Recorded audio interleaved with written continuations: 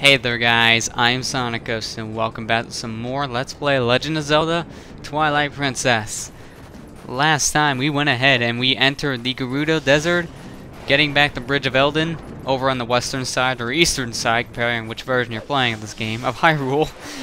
And then we got some Poes actually, but I wanted to end the episode near nighttime before, so now we can go ahead and get pretty much all the Poes here in the desert.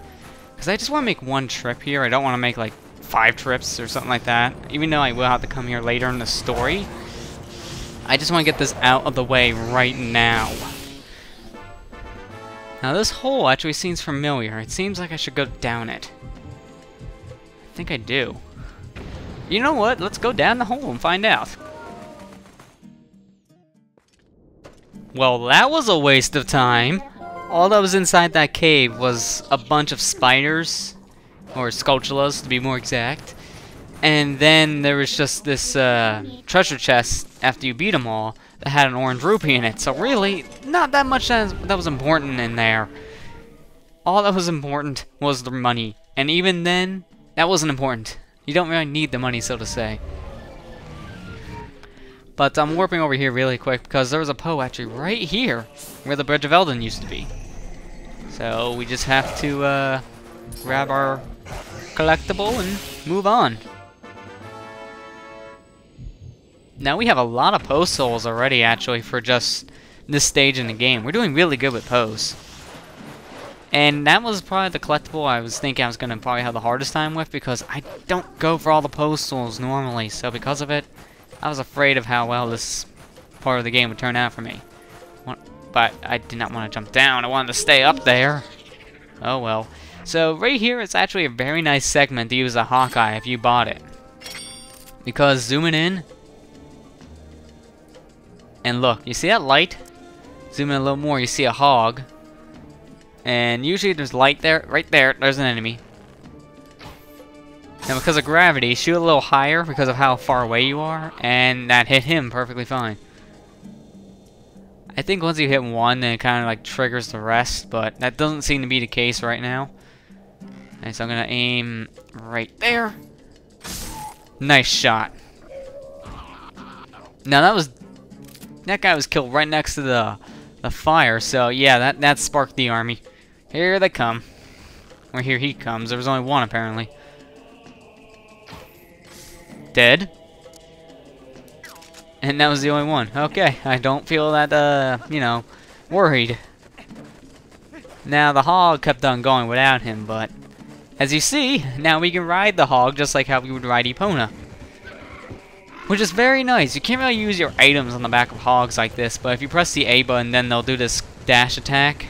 And this is able to break certain things with ease. Like, oh wait a minute, this guy's still alive.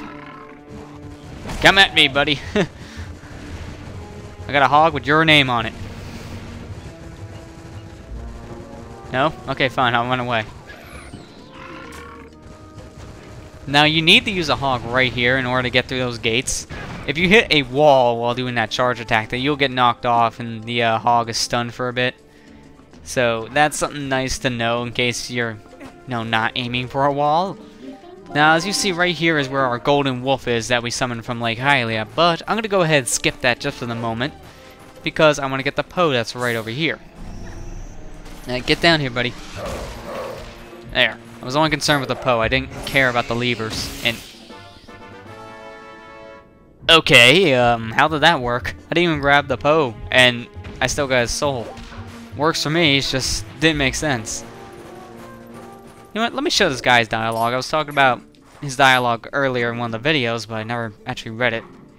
With sword in hand, return to me. Okay, so I think I got it right last time I was talking about that.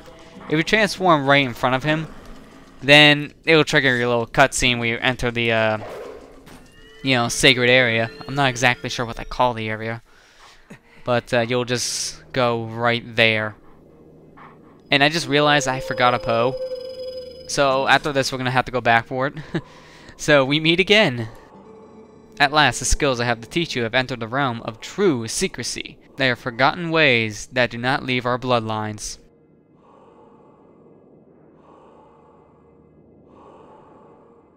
Among the techniques I shall be teaching you are some that may even endanger you. Do you feel ready to learn these skills? Yes, I do. Very well. But before we begin, I must test you to ensure that you have mastered the last skill, the Helm Splitter, which we haven't used since we learned it, because we just learned it.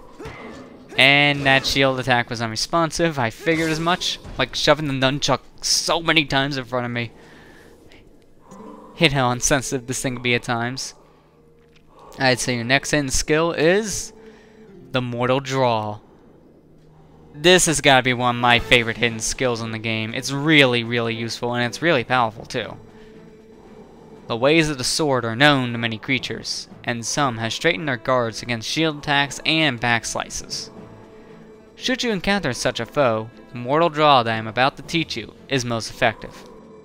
You must sheath your sword and cast aside the most basic of sword skills, the Z targeting system. You must wait until your foe is upon you.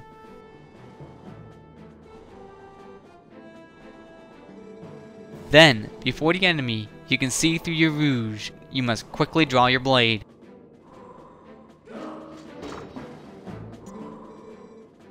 There is no defense for this. The Mortal Draw deals death. Very well, now try it. So pretty much the Mortal Draw, you need to put away your sword. You can't target an enemy at all. You just look at them like this, and then when you see the words draw up here, you press the A button, and it's an instant death. It is a very useful skill. You can't use it against bosses, but there's a good reason for it. You can use it against certain mini-bosses, but it won't kill them instantly, but it will do a good chunk of damage on them. That was a pointed strike, but do not forget that this technique leaves your life at risk. The fifth hidden skill, the Mortal Draw, has been passed on. So if you're fighting a boss or a mini-boss with this, it won't be an instant kill, but it will do a great chunk of damage, and if you're fighting a normal enemy, well, it is an instant kill, so this move is very useful. There are still 2 hidden skills for you to learn. Do not neglect your daily sword training between now and the time you come to learn the next. May we meet again. Same dialogue as always. That's why I'm kind of rushing through his dialogue anymore, because until we get to the last hidden skill, his dialogue is pretty much the same. But now I remembered that there was a Poe that we missed. Actually, let me pull up my map. Right here. This is where we got 2 other Poes in that little cave in the last video, but I'm going the wrong way. But I forgot about it. I forgot that there was another Poe located over there, so I need to go back and get it. Oh. Shh, these guys are sleeping. I'm just gonna sneak up on them. They won't notice a thing. Hey, buddy. Mortal Draw! You see why I love that move so much? Instant death, and all I did was just walk behind the guy and just stab in the back, pretty much. It is a very useful skill, and it's one of my favorites, if not my favorite hidden skill because of it.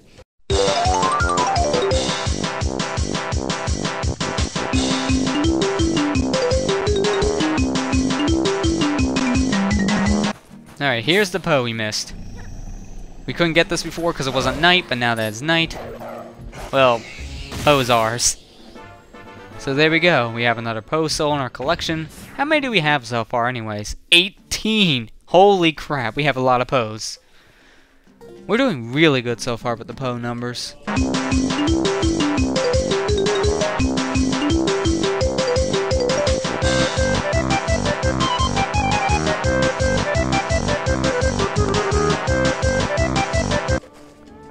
Okay, there we go. Got the Poe. We don't need to go back for anything else, so over here I'm just gonna grab this chest real quick. I think it just has a blue oh, nope, arrows. I thought that would be a blue rupee, but arrows works for me. In fact, actually that's gonna be even more useful than money for many reasons.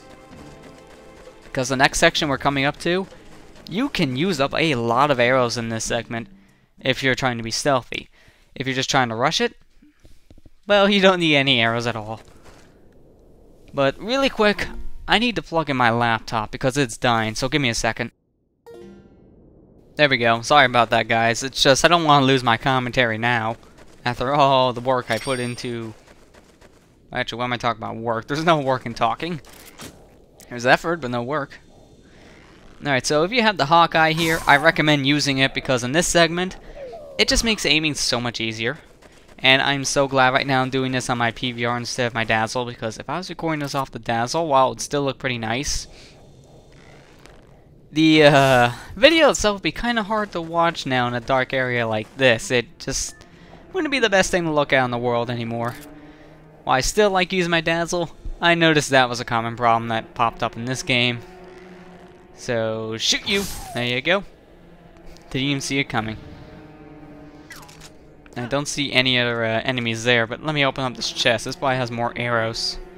Yes, it does. Ooh, 20. That's perfect. Fills up my quiver. So I'll push this box over a little more so I can see out. Now, you don't have to be stealthy here. That's not required at all. But I always like to do the stealthy method because that's usually how I like to play these kind of segments where you can either be stealthy or just full on rushing it. Because I'm just more the stealthy kind of guy. I like to be secretive when I can be secretive. Alright, now right here I gotta be careful because there's another guy right around the corner. There should be like another one right around here too. Oh, wait, there he is. Just saw him in the corner of my eye. That guy can really get you if you're not careful. I think that was it, but the music's still playing, so you have to be careful. I think the music will play like, you know, this high of volume in this segment no matter where you are. Because you're close to enemies no matter what. So they're trying to make it more tense. Alright, I don't think there's any more enemies around here. Okay, good, there isn't. I don't want to rush it though because I'm afraid I'm going to get caught around the corner. If you get caught, then there's going to be hundreds of these moblins coming in the chase after you. Well, they're not that big of a deal of an enemy. It is kind of annoying, so better safe than sorry, right? Now don't step in the light right here. You would think, it looks safe, right? Right up there. You see this guy? He always gets me. This time I remembered, so this time I'm not going to get caught by him. Luckily I remembered, because otherwise that would not, you know, end up all that pretty. Now it's just this guy up here. Oh wait, no, there's no guy up there. I'm surprised. Wait, the music stopped. I just noticed that. So I got them all, I guess. I got all the moblins. Ooh, nice, a purple rupee. That's good, I guess. Now right here, after you get through all the segment, you can pick this key up, and now you can continue on, but more importantly, slice open the pig. Using your immortal jaw is more preferred because it kills it in one shot. And you get a new piece of heart, giving us a new heart container. Very nice. You wouldn't think that pig would actually have something inside of it, but it actually does, surprisingly. But there we go. We have ourselves another heart piece, so that's very nice. But more importantly, now that we have the key, we can enter this little area, but the door shuts behind us, somehow locks. I don't understand how. But hey, look, a warthog.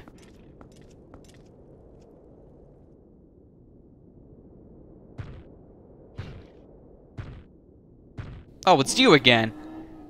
We've seen enough of you. This is the third time we've seen this guy. And that is not nice to slap a warthog. Come on, buddy. Now this guy here is extremely easy. You can use your helm splitter, you can use your backslice, and one thing I always like to do against this guy is the mortal jaw because that does the most damage. And also it stuns him for a bit too, surprisingly. Although if he slaps you, that will do 3 units of damage there, so you have to be careful. But this guy is extremely easy, and I love to finish him with the backslice because of that reason. If you kill him using the backslice, you slowly float down for some reason. It's just so funny to look at. But there you go. We beat this guy once again. King Bublin, just stop showing up. Because every single time you do, you just get destroyed.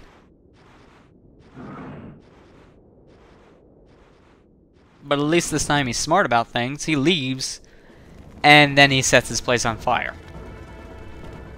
So he's actually trying to kill us this time.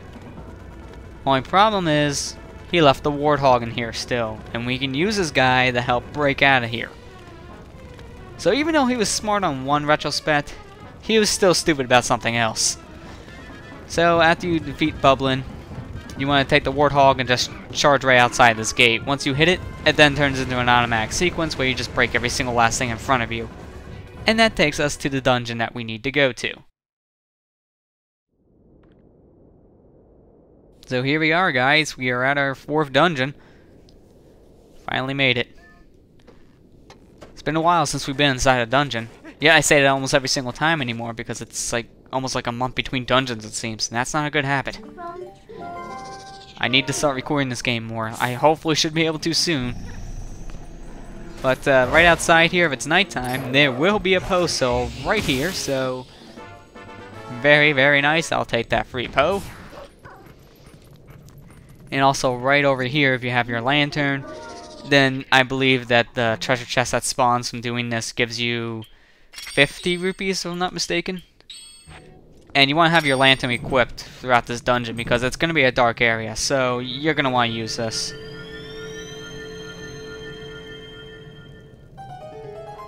Actually, I want to keep my claws on and be like I always do. Yeah, I was right. It was just a 50. Okay, so now we have a good amount of progress actually done. We got a couple more Poes, we made it farther in the Gerudo Dessert, and we're about ready to head into our 4th dungeon. So, I think with that all said and done, I'm going to end the episode here, guys. So, next time on Let's Play Legend of Zelda Twilight Princess, we're going to head inside our 4th dungeon. I'll see you guys next time.